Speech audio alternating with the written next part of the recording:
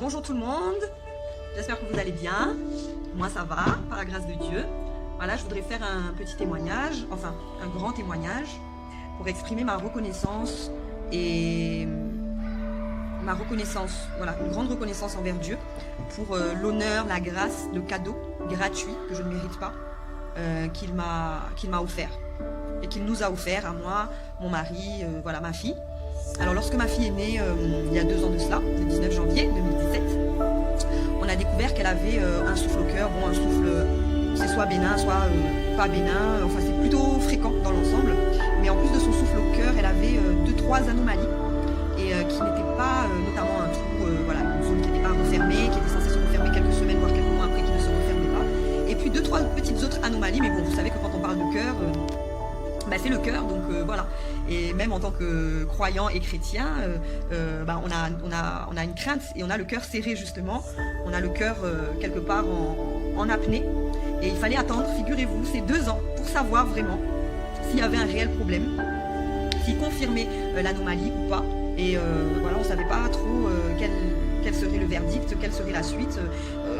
Pour le médecin, il se voulait évidemment rassurant, mais on ne pouvait pas déterminer si ça pouvait être grave ou pas. Donc, les 2 ans se sont écoulés. Notre rendez-vous était aujourd'hui à l'hôpital de Saint-Pierre. Et voilà, la bonne nouvelle, elle est tombée. On a fait consulter Emmanuel à son fameux rendez-vous. Et gloire à Dieu, gloire au Seigneur. Mon Dieu, qu'est-ce que c'est beau, qu'est-ce que c'est merveilleux d'être délivré de toute oppression, inquiétude, crainte, même si elle est minime, mais ce sont des choses qui viennent parasiter votre paix.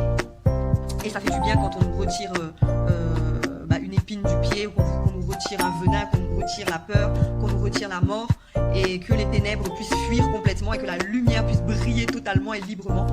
C'est trop merveilleux et moi je voulais glorifier Dieu pour cela.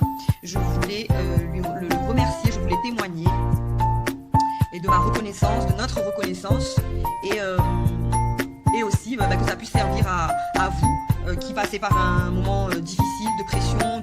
Alors on a été coupé parce que j'ai plus de place sur mon téléphone, donc ce sera la partie 2 de mon témoignage. Donc je disais que je voudrais que ce témoignage serve à ceux qui passent par des moments difficiles, dans l'embarras, dans la tristesse, dans le désarroi, dans le plus haut mal-être qu'on puisse imaginer, épreuves, douleurs, découragement, autres, en tout cas ténèbres, situation de ténèbres.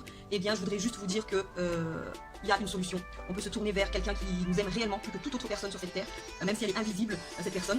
Parce que oui, Dieu, c'est une véritable personne, en 3 entités, le Père, le Fils, le Saint-Esprit, et il est puissant, il est amour, il vous aime, il vous connaît. La Bible dit qu'il vous connaissait même avant que vos parents aient décidé de vous concevoir, donc vous n'êtes pas un hasard. Et vu qu'il vous connaît, qu'il vous a choisi pour naître, pour un but, évidemment qu'il a un plan pour vous. Alors je vais vous dire de ne pas vous décourager.